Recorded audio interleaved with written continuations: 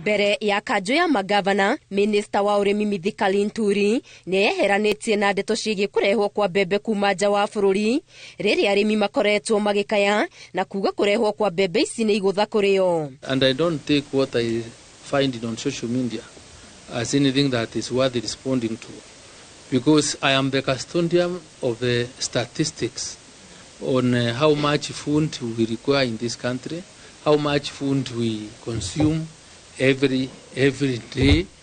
So I don't want to get into that space.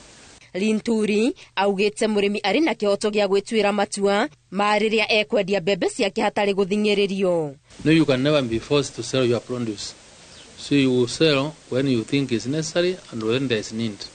But what I want to ask farmers is to ensure that even those that have any surplus, and not the one that I'm using the Liberty surplus, don't sell your food and then you are left without anything to eat the next day.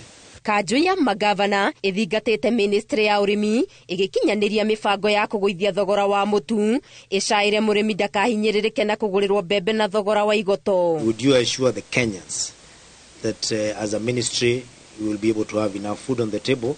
Because if you listen to the voice of everybody about what you are importing, the price of unga that is now where it is, and every Kenyan is worried about it, and they're waiting for it to come down after election, will double. One of the mandates of this ministry is to ensure that there is food. And when we talk about food, it's not only just having any food.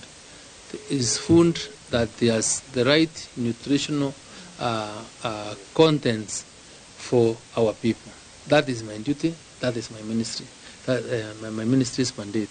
Minister Linturi augĩte nĩ kweheria mageca marĩa makoretwo kuo gatagatĩ ka ministry ya ũrĩmi na thirikari cia kaunti nĩguo kũmba ngwatanĩro njega ĩrĩa ĩkũhotithia bũrũri kũgacĩrithia ũrĩmi o ũndũ ũmwe na kũimbaimbia bũthi waguo wa irio. Ngĩribotera Inooro TV, Geto Wangari Maria wa Mũigana.